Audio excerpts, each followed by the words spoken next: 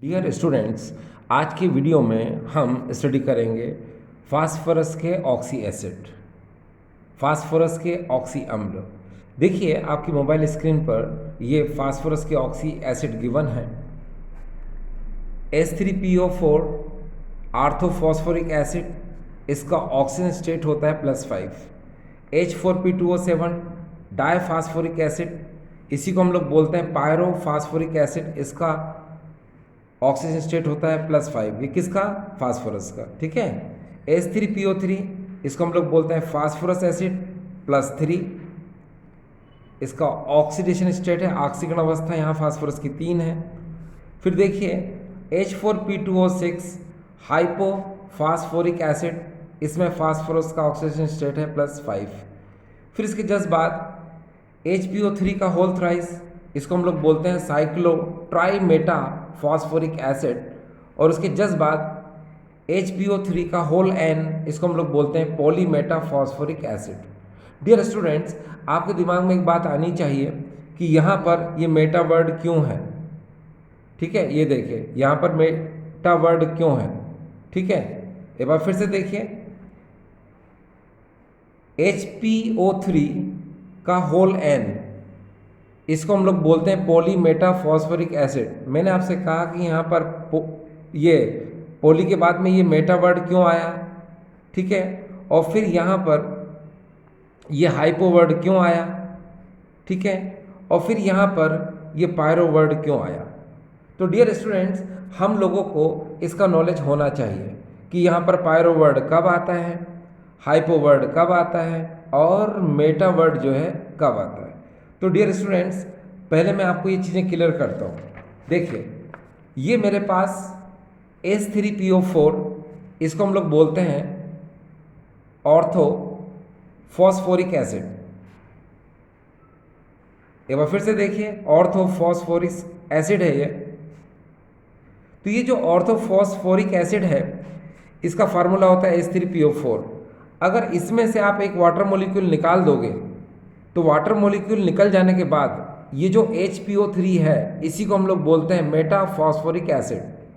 तो अब आप समझ गए कि ये पेरेंट एसिड है H3PO4, जिसका नाम है ऑर्थोफॉस्फोरिक एसिड। इसमें से अगर आप एक वाटर मॉलिक्यूल निकाल लोगे तो जो हमको मिलता है HPO3, इसी को हम लोग बोलते हैं मेटा फॉस्फोरिक एसिड। क्लियर? अब हमारे पास वर्ड आता है कि पायरो हम क्यों बोलते हैं। तो डियर सुनिए, ये भी एक फास्फोरिक एसिड है। ये देखिए आप, ये फॉस्फोरिक एसिड है H3PO4, ये भी एक फास्फोरिक एसिड है H3PO4। जब इसमें से आप वाटर मॉलिक्यूल निकाल दोगे तो जब वाटर मॉलिक्यूल निकलेगा तो इन दोनों पी के बीच में क्या आएगा? ऑक्सीजन। ये देखिए ये वाला स्ट्रक्चर। तो अब इसको हम बोलेंगे पायरो। पायरो कब बोलते हैं? जब दो आर्थोफॉस्फोरिक एसिड को हम कंबाइन करते हैं और उसमें से वाटर निकलता है तो वर्ड आता है पायरो। और अगर हम सिंगल आर्थोफॉस्फोरिक एसिड से एक वाटर मॉलिक्यूल निकालते हैं तो मेटा वर्ड आता है। ठीक डियर स्टूडेंट्स, अब बचा कौन सा?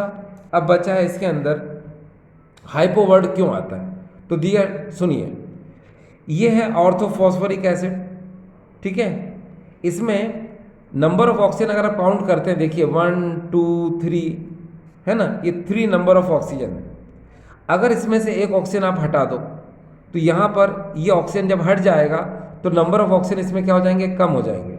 यानी कि जो पेरेंट एसिड है इसके कंपैरिजन में, है ना, ये जो एसिड हमको ऑब्टेंड हुआ उसमें ऑक्सीजन की संख्या क्या है, नंबर ऑफ ऑक्सीजन क्या है, इसके अंदर कम है। तो हम इसको बोलेंगे हाइपोफॉस्फोरिक एसिड। ठीक डियर? तो अब आपको यहाँ पर एक एक चीज़ क्लियर करने की कोशिश कर रहा हूँ मैं। एक बार मैं फिर से आपको बताता हूँ जल्दी जल्दी। देखिए आपको पता है कि यहाँ पर अगर हम इसको देखें, ये देखिए H3PO4, ये देखिए इसको हम लोग बोलते हैं ऑर्थोफॉस्फोरिक एसिड। इसमें से अगर आप डायरेक्टली एक वाटर मॉलिक्यूल निकालोगे तो अब जो हमको मिलेगा इसको हम बोलेंगे मेटा फॉस्फोरिक एसिड। ठीक है, अगर मान लो ये भी फॉस्फोरिक एसिड है, ये भी फॉस्फोरिक एसिड है, दोनों फॉस्फोरिक एसिड को लेकर जब वाटर मॉलिक्यूल निकालेंगे तो वहाँ पर जो हमको ऑब्टेंड होगा, ये ऑब्टेंड होगा। तो इसको हम लोग बोलते हैं पायरो। कौन सा वर्ड आता है डियर? पायरो। नाम तो वही रहेगा फॉस्फोरिक एसिड, तो इसको बोलेंगे हम पायरो फॉस्फोरिक एसिड।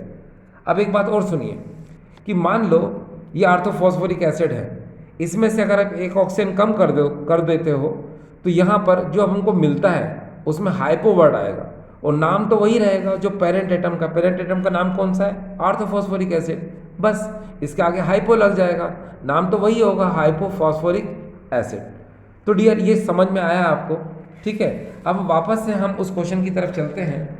देखिए आपको ये देखिए यहाँ पर बताने की कोशिश की है मैंने, H3PO4 इसको हम लोग बोलते हैं ऑर्थोफॉस्फोरिक एसिड, H4P2O7 डायफॉस्फोरिक एसिड, इसी का नाम है पायरोफॉस्फोरिक एसिड। पायरो वर्ड क्यों आया ये मैंने आपको बता दिया। H3PO3 इसको हम लोग बोलते हैं फास्फोरस एसिड, H4P2O6 इसको हम लोग बोलते हैं हाइपोफॉस्फोरिक एसिड। अब हाइपो वर्ड क्यों आया ये मैंने आपको बताया था कि हाइपो वर्ड क्यों आता है, ठीक है। मैंने आपसे कहा कि इसमें नंबर ऑफ ऑक्सीजन क्या है, इसके अंदर कम हो जाते हैं, इसलिए हाइपो वर्ड आता है। आगे HPO3 का होल थ्राइस इसको हम लोग बोलते हैं साइक्लोट्राइमेटाफॉस्फोरिक एसिड, और HPO3 का होल एन इसको हम लोग बोलते हैं पॉलीमेटाफॉस्फोरिक एसिड। अब डियर स्टूडेंट्स हमको करना क्या है, इन सभी के स्ट्रक्चर आपको बताना है। ये देखिए H3PO4 इसका स्ट्रक्चर, H4P2O7 इसका स्ट्रक्चर, H3PO3, यानी कुल मिलाकर जितने भी ऑर्थो फॉस्फोरिक एसिड से हम शुरू करेंगे और कहाँ तक, यहाँ तक पॉलीमेटाफॉस्फोरिक एसिड, इन सब के हमको क्या करना है, स्ट्रक्चर को आपको बताना है। तो इनके स्ट्रक्चर बताने से पहले आपको कुछ नोट दिमाग में रखना पड़ेंगे, वो नोट मैं आपको बता देता हूँ कि वो नोट कौन कौन से हैं। पहला नोट तो ये है कि फास्फोरस के एटॉमिक नंबर 15 होता है, तो इसके आउटरमोस्ट शेल में कितने इलेक्ट्रॉन होते हैं, 5। तो हम क्या करेंगे, पहले P यानी फास्फोरस का सिंबल बनाएंगे, और उसके जस्ट बाद हम क्या करेंगे कि उसमें उसके अराउंड जो है 5 इलेक्ट्रॉन को हम एज ए डॉट बना लेंगे, ठीक है। तो चलो शुरू करते हैं, यहाँ से आपको मैं बताना शुरू कर रहा हूँ। देखिए पहला स्ट्रक्चर मैं बना रहा हूँ H3PO4 का, तो आपको समझ में आ जाएगा। देखो सबसे पहले हम P लिखेंगे, और P के अराउंड हम 5 इलेक्ट्रॉन डॉट से हम बना लेंगे, लाइक दिस, इस तरह से, ठीक है। मैंने बताया ना आपको कि फास्फोरस के आउटरमोस्ट शेल में 5 इलेक्ट्रॉन होते हैं, इसके संयोजकता कोश में 5 इलेक्ट्रॉन होते हैं, है ना। तो हम क्या करेंगे, पहले इसके अराउंड जो है 5 हम डॉट बना लेंगे। फिर मैंने आपको कहा कि जितने हाइड्रोजन होते हैं उतने ही OH होते हैं, ठीक है, जिनको हम क्या करते हैं, सिंगल बॉन्ड से लिंक करते हैं। जितने हाइड्रोजन होते हैं हम उतने ही OH को बनाते हैं, और उनको हम सिंगल बॉन्ड से क्या करते हैं, अटैच करते हैं। तो डियर देखिए कितने H हैं यहाँ पर, 3। तो 3 OH को हम इस तरह से बना लेते हैं। देखिए एक OH ये हो गया, एक OH ये हो गया, और एक OH ये हो गया। अब इसमें एक्स्ट्रा क्या बच रहा है डियर, ऑक्सीजन, क्योंकि अभी तक 3 ऑक्सीजन हम यूज़ कर चुके हैं, चौथा ऑक्सीजन यहाँ पर है। तो मैंने कहा आपको कि सिंगल ऑक्सीजन जब भी होगा उसको हम डबल बॉन्ड से क्या करते हैं, अटैच करते हैं। तो चलो अब आप यहाँ पर डबल बॉन्ड से उसको अटैच कर दीजिए, तो ये स्ट्रक्चर इसका हो गया। तो डियर किसका स्ट्रक्चर था ये, आपको पता है ये स्ट्रक्चर था H3PO4 का। तो ये स्ट्रक्चर आपने इसको बना लिया, ठीक। अब सेकंड स्ट्रक्चर हम बनाएंगे यहाँ पर। देखिए ये है H4P2O7, ठीक डियर। कौन सा स्ट्रक्चर है, H4P2O7। तो यहाँ लिख देता हूँ मैं, H4P2O7 का हम स्ट्रक्चर बनाएंगे।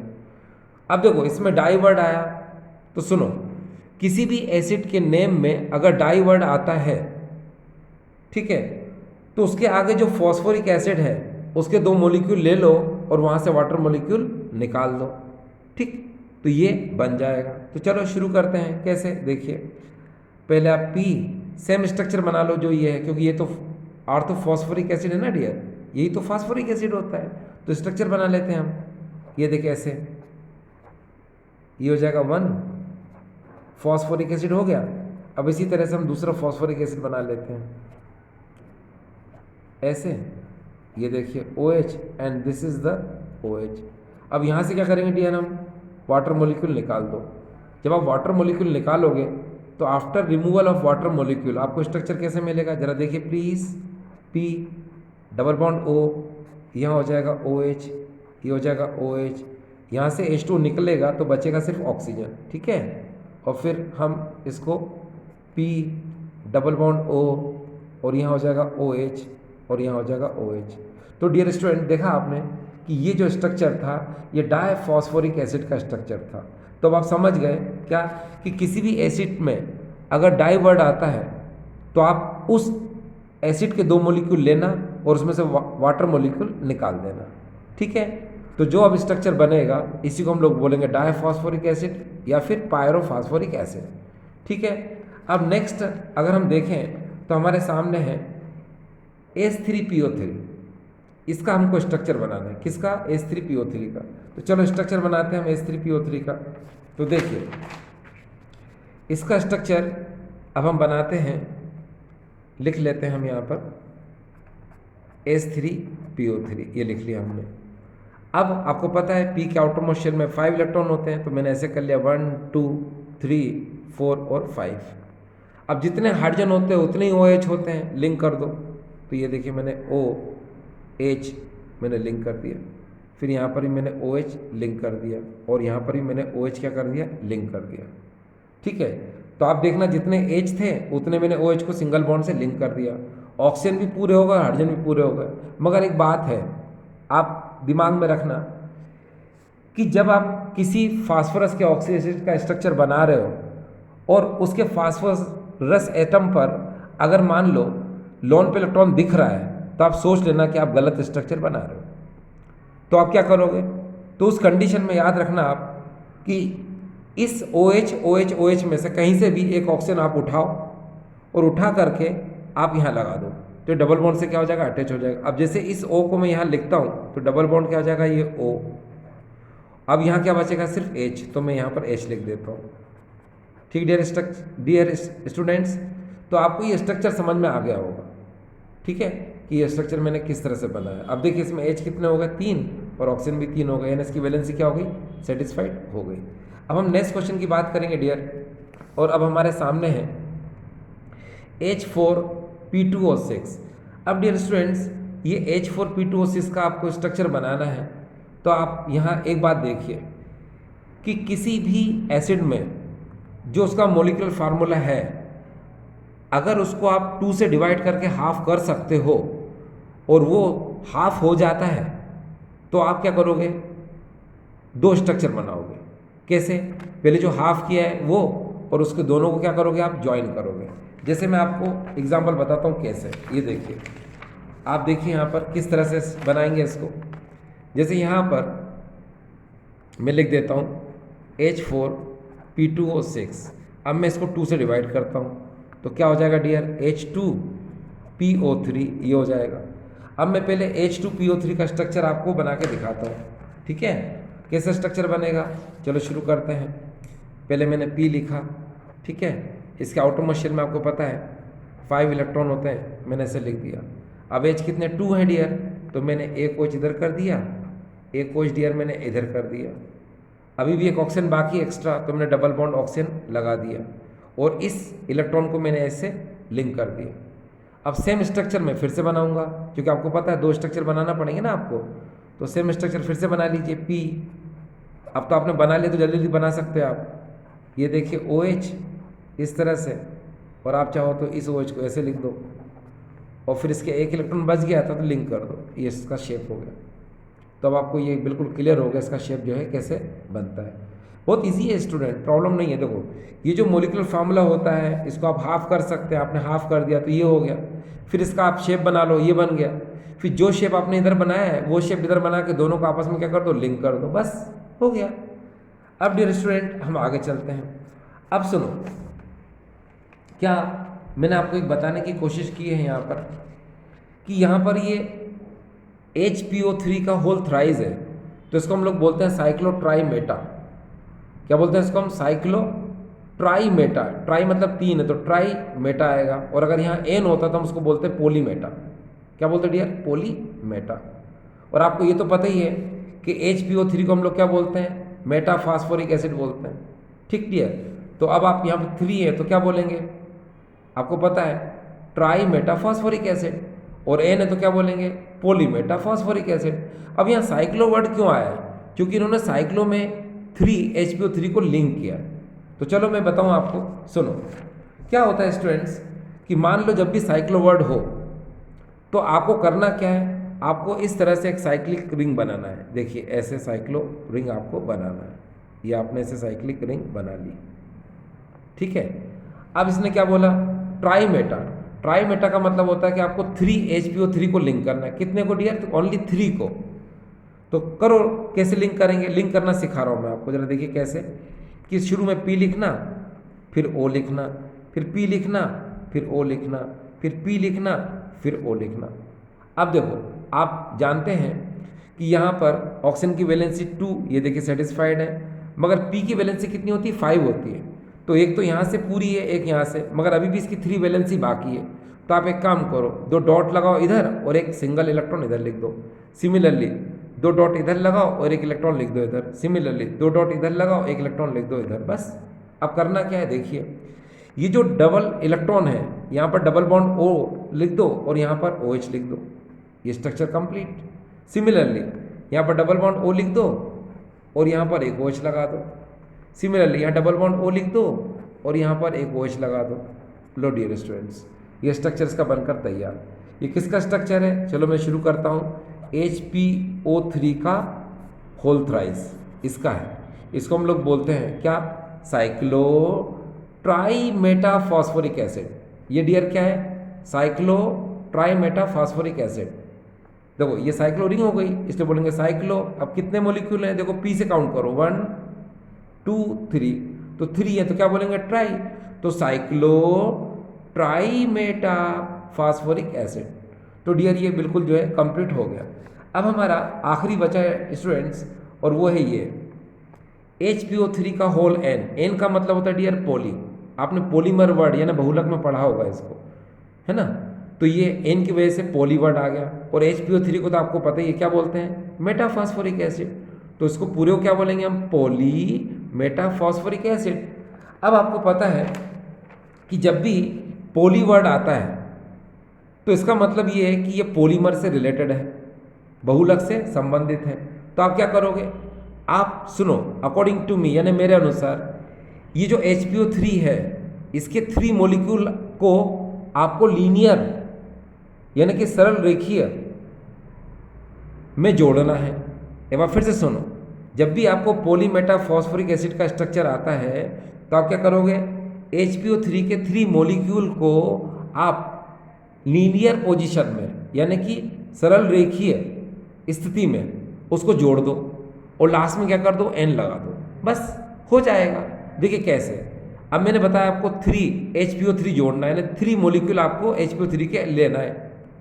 कैसे लेना है, लीनियर पोजीशन में ना सरल रेखी में। कैसे लेंगे आप, चलो शुरू कर दो। देखिए आप जरा बोर्ड यहाँ पर देखिए, P एक बार लिख दो, दूसरी बार लिख दो और तीसरी बार लिख दो। लिख दिया। अब आपको पता है कि इसके आउटर मोस्ट शेल में कितने इलेक्ट्रॉन होते हैं डियर, 5 होते हैं। तो आप ऐसे लिख दो, देखो 1 2 3 4 5, ठीक है। अब सेम 1 2 3 4 5, सेम 1 2 3 4 5 कर दिया। अब देखो आपको पता है कि डबल बॉन्ड से तो ऑक्सीजन ही जुड़ता है, लगा दो, और नीचे क्या जोड़ोगे, OH, ऐसे कर दो, कर दिया। फिर आप क्या करोगे, ध्यान से देखना कि इसके अंदर स्ट्रक्चर कौन सा था आपको पता है, HPO3 का बनाना है अपन को, है ना। तो H तो हो गया, अब ऑक्सीजन कितने, 3 होना चाहिए, 2 ऑक्सीजन हो गए, अभी भी एक ऑक्सीजन बाकी है। तो आप क्या करोगे, ऑक्सीजन को ऐसे लेना, ऐसे लिंक कर देना, ऐसे, बस हो गया। फिर से देखो, डबल बॉन्ड ऑक्सीजन ले लो, यहाँ पर OH कर दो और ऑक्सीजन को ऊपर ऐसे लेके ऐसे कर दो। नहीं समझ में आया, एक बार फिर से देखो आखिरी बार, डबल बॉन्ड ऑक्सीजन ले लो, यहाँ OH कर दो और ऑक्सीजन को ऐसे लेके ऐसे लिंक कर दो। अब आपको पता है कि लिंक करना है आपको, क्योंकि पॉलीमर में क्या होता है, सब लिंक होते हैं, आपस में जुड़ते हैं। तो यहाँ से इसको आप ऐसे जोड़ दो, यहाँ से इसको ऐसे जोड़ दो, देखो जोड़ दिया। मगर एक बात ध्यान रखना, पॉलीमर में क्या होता है कि आगे भी पूंछ होती है और पीछे भी पूंछ होती है ना। तो आप क्या करोगे, आगे इसको ऐसे लिंक कर दो और पीछे इसको ऐसे लिंक कर दो, बस हो गया। और लास्ट में क्या करोगे, आप इसमें N लगा दो, ऐसे करके N लगा दो। तो पॉली वर्ड इसकी वजह से ही आता है, इस N की वजह से कौन सा वर्ड आता है डियर, पॉली वर्ड। तो अब आपको समझ में आ गया कि इसको हम लोग क्या बोलते हैं, पॉली मेटाफॉस्फोरिक एसिड। तो इसका नाम क्या होगा डियर, पॉली मेटाफॉस्फोरिक एसिड। तो इस तरह से आपको जो है ये सब चीज़ें क्लियर हो गई। आपको स्ट्रक्चर बहुत अच्छे से क्लियर हो गए होंगे डियर, आई होप। अब जरा एक बार फिर से हम इसको देखते हैं। देखिए डियर स्टूडेंट्स, यहाँ पर आप थोड़ा सा एक बार फिर से देखें कि जो सबसे इसका इंटरेस्टिंग पार्ट है, इंटरेस्टिंग पार्ट क्या है कि आपको मैंने बताया था कि पायरो वर्ड कब आता है ना। मैंने बताया था पायरो वर्ड कब आता है। मैंने आपसे कहा था कि जब दो ऑर्थोफॉस्फोरिक एसिड को लेकर आप वाटर मॉलिक्यूल निकालोगे तो पायरो वर्ड आएगा। अच्छा, हाइपो वर्ड कब आता है, ये भी मैंने आपसे कहा था। कब? कि जब ऑर्थोफॉस्फोरिक एसिड से आप क्या करते हो कि एक ऑक्सीजन कम कर देते हो तो हाइपो वर्ड आता है। ठीक है। अब मेटा वर्ड कब आता है? जब मैंने आपसे कहा था कि ऑर्थोफॉस्फोरिक एसिड से आप एक वाटर मॉलिक्यूल निकाल लेते हो तो मेटा वर्ड आता है। तो देखिए अब आपको हर चीज़ का मीनिंग पता है। ठीक है।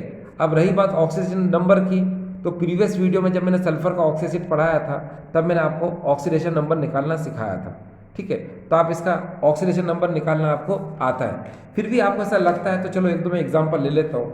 जैसे यहाँ देखिए, आपको यहाँ पर इस फॉस्फोरस का ऑक्सीडेशन नंबर निकालना है तो मैं आपको एक नंबर ऑक्सीजन नंबर निकालना सिखा देता हूँ। जैसे कैसे, देखिए जैसे यहाँ पर H3PO4 है और आपको P का ऑक्सीडेशन नंबर निकालना है तो आप क्या करेंगे। देखिए सबसे पहले आपको पता है कि यहाँ पर कोई प्लस माइनस नहीं है तो आफ्टर द इक्वल टू क्या करते हैं, 0 लिखते हैं। फिर 3H है तो आप 3H लिख लो, P है तो P लिख लो। ऑक्सीजन कितने 4 है डियर, तो आप O प्लस O4 कर दो। अब सिंपली इसको कैसे लिख सकते हो, 3H ब्रैकेट लगाकर फिर P लिख लो। फिर यहाँ पर 4 ऑक्सीजन ऐसे कर दो, इक्वल टू क्या लगा दो डियर, 0 कर दिया। अब क्या करोगे आप, यहाँ पर H की वैल्यू डियर 1 होती है तो आप 1 लिख दो। फिर आप यहाँ पर क्या करोगे, P लिख दो। ठीक है। प्लस ऑक्सीजन की वैल्यू क्या होती है, -2 होती है, -2 कर दो, इक्वल टू क्या हो जाएगा डियर, 0।